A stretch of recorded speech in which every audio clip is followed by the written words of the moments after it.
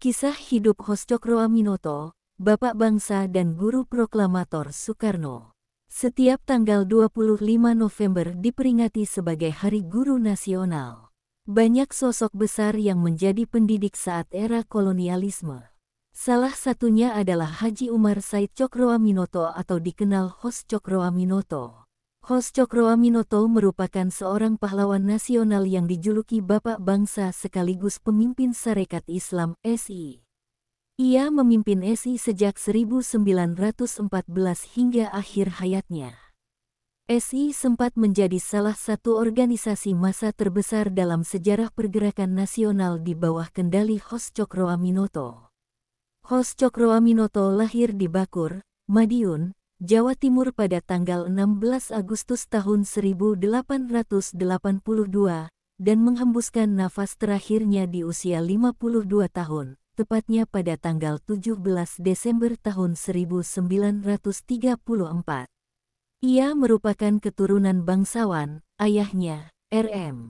Cokroamiseno, seorang wedana atau asisten bupati. Sedangkan sang kakek, R.M.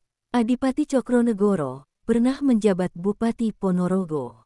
Pada 1902, Cokroaminoto lulus dari Opleiding School for Inlandse Ambetenaren (OSVIA) di Magelang. OSVIA adalah sekolah bagi calon abdi negara pemerintah kolonial Hindia Belanda. Tamat dari OSVIA, Cokroaminoto sempat bekerja di Kesatuan Pegawai Administratif di Ngawi. Cokroaminoto juga merupakan guru. Dalam kiprahnya sebagai guru, ia mampu menghasilkan murid yang menjadi tokoh-tokoh berpengaruh bangsa yang tinggal di rumahnya. Seperti Soekarno Presiden pertama Indonesia, Semaun, Musso, hingga Marijan Kartosuwirjo. Maka, tidaklah berlebihan jika Cokroaminoto mendapat gelar bapaknya Bapak Bangsa. Bukan hanya itu, Soekarno disebut meniru Hos Cokroaminoto dalam berpenampilan. Salah satu yang Soekarno tiru ialah mengenakan kopiah seperti Cokroaminoto. Padahal, sebelumnya Soekarno gemar mengenakan blangkon. Setelah itu, kopiah tak lagi menjadi identitas kalangan santri tapi sudah menjadi pakaian nasional. Sepanjang perjalanan hidup Cokroaminoto, ia bersentuhan langsung dengan perkembangan Sarekat Islam. Sejak usia 22 tahun Cokroaminoto sudah aktif dalam organisasi tersebut. Pada 1912, atas saran Cokroaminoto, Haji Samanhudi mengubah nama Sarekat Dagang Islam (SDI) menjadi Sarekat Islam (SI). Tak sampai di situ, Hos Cokroaminoto juga mencetuskan pendirian cabang-cabang SI di wilayah Jawa Tengah dan Jawa Timur. Puncaknya pada tanggal 13 Januari tahun 1913, Cokroaminoto memimpin rapat besar anggota organisasi tersebut di Surabaya yang dihadiri 80.000 orang. Selang 2 bulan setelah itu pada tanggal 25 Maret tahun 1913 di Surakarta, Cokroaminoto ditunjuk menjadi Wakil Ketua CSI Sentral Sarekat Islam mendampingi Haji Samanhudi sebagai Ketua CSI yang berpusat di Solo. Jabatan yang diembannya pun mengantarkan Hos Cokroaminoto menjadi Ketua Umum Sarekat Islam, menggantikan Samanhudi. Terpilih pada 19–20 April tahun 1914 pada saat Kongres kedua yang berlangsung di Yogyakarta. Di tahun pertama kepemimpinan Cokroaminoto, anggota resmi SI tercatat mencapai 400.000 orang. Kemudian ia memimpin SI hingga akhirnya berubah menjadi partai politik hingga ia wafat. Jika ditinjau dari anggaran dasarnya, dapat disimpulkan tujuan SI adalah sebagai berikut. Mengembangkan jiwa dagang, membantu anggota-anggota yang mengalami kesulitan dalam bidang usaha. Memajukan pengajaran dan semua usaha yang mempercepat naiknya derajat rakyat. Memperbaiki pendapat-pendapat yang keliru mengenai agama Islam. Hidup menurut perintah agama. SI tidak membatasi keanggotaannya hanya untuk masyarakat Jawa dan Madura saja. Tujuan SI adalah membangun persaudaraan, persahabatan dan tolong-menolong di antara Muslim dan mengembangkan perekonomian rakyat. Keanggotaan SI terbuka untuk semua lapisan masyarakat Muslim.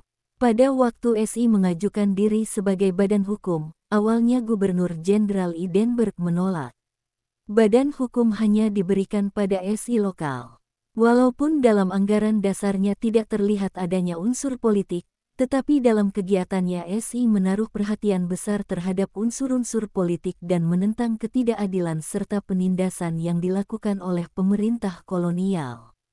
Artinya SI memiliki jumlah anggota yang banyak sehingga menimbulkan kekhawatiran pemerintah Belanda. Seiring dengan perubahan waktu, akhirnya SI Pusat diberi pengakuan sebagai badan hukum pada bulan Maret tahun 1916. Setelah pemerintah memperbolehkan berdirinya partai politik, SI berubah menjadi partai politik dan mengirimkan wakilnya ke Volksraad tahun 1917, yaitu Hos Cokroaminoto, sedangkan Abdul Muiz yang juga tergabung dalam CSI menjadi anggota Volksraad atas namanya sendiri berdasarkan ketokohan, dan bukan mewakili sentral SI sebagaimana halnya Hos Cokroaminoto yang menjadi tokoh terdepan dalam sentral Sarekat Islam. Tapi Cokroaminoto tidak bertahan lama di lembaga yang dibuat pemerintah Hindia Belanda itu, dan ia keluar dari Volksraad atau semacam Dewan Rakyat karena Volksraad dipandangnya sebagai boneka Belanda yang hanya mementingkan urusan penjajahan di Hindia ini dan tetap mengabaikan hak-hak kaum pribumi. Hos Cokroaminoto ketika itu telah menyuarakan agar bangsa Hindia atau Indonesia diberi hak untuk mengatur urusan dirinya sendiri, yang hal ini ditolak oleh pihak Belanda. Kongres awal. Kongres pertama diadakan pada bulan Januari tahun 1913 di Surabaya. Dalam kongres ini Cokroaminoto menyatakan bahwa SI bukan merupakan organisasi politik dan bertujuan untuk meningkatkan perdagangan antar bangsa Indonesia, membantu anggotanya yang mengalami kesulitan ekonomi serta mengembangkan kehidupan religius dalam masyarakat Indonesia. Kongres kedua diadakan di Surakarta yang menegaskan bahwa SI hanya terbuka bagi rakyat biasa. Para pegawai pemerintah tidak boleh menjadi anggota. Pada tanggal 17 sampai 24 Juni tahun 1916 diadakan Kongres SI yang ketiga di Bandung. Dalam kongres ini SI sudah mulai melontarkan pernyataan politiknya. SI bercita-cita menyatukan seluruh penduduk Indonesia sebagai suatu bangsa yang berdaulat dalam kurung merdeka. Tahun 1917, SI mengadakan kongres yang keempat di Jakarta. Dalam kongres ini SI menegaskan ingin memperoleh pemerintahan sendiri atau kemerdekaan. Dalam kongres ini SI mendesak pemerintah agar membentuk Dewan Perwakilan Rakyat atau Volksraad. SI mencalonkan H.O.S. Cokroaminoto dan Abdul Muiz sebagai wakilnya di Volksraad. Masuknya pengaruh komunisme. Pecahnya SI terjadi setelah Semaun dan Darsono dikeluarkan dari organisasi. Hal ini ada kaitannya dengan desakan Abdul Muiz dan Agus Salim pada Kongres SI yang ke-66 sampai 10 Oktober tahun 1921 tentang perlunya disiplin partai yang melarang keanggotaan rangkap. Anggota SI harus memilih antara SI atau organisasi lain, dengan tujuan agar SI bersih dari unsur-unsur komunis. Hal ini dikhawatirkan oleh PKI sehingga Tan Malaka meminta pengecualian bagi PKI. Namun usaha ini tidak berhasil karena disiplin partai diterima dengan mayoritas suara. Saat itu anggota-anggota PSI dari Muhammadiyah dan Persis pun turut pula dikeluarkan, karena disiplin partai tidak memperbolehkannya. Keputusan mengenai disiplin partai diperkuat lagi dalam Kongres SI pada bulan Februari tahun 1923 di Madiun. Dalam Kongres Cokroaminoto memusatkan tentang peningkatan pendidikan kader SI dalam memperkuat organisasi dan pengubahan nama CSI menjadi Partai Sarekat Islam PSI.